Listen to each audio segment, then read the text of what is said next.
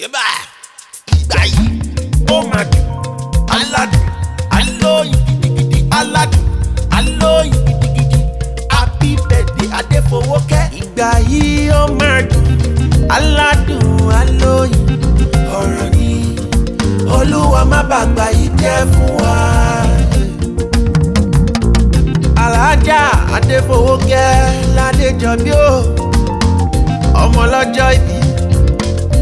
Mo nígbà yìí ó máa dùn, aládùn, alóyin, ọ̀rọ̀ ni Olúwa má bàgbà yìí jẹ́ fún wa.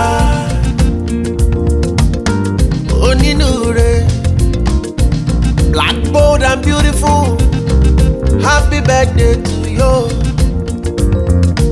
You are nice, you are humble, yeah. Now your secret admirer ló ní kínkì, yeah. Wọ́n lẹ́ máa ṣọ̀pọ̀ ọdún láyé lórúkọ Olúwa. Wọ́n lẹ́ ní sìnkú ọmọ láyé lórúkọ Olúwa. Mo nígbà yìí ó máa dùn, aládùn, alóyin gidigidi, aládùn, alóyin gidigidi, sẹ́ àbí fún wa.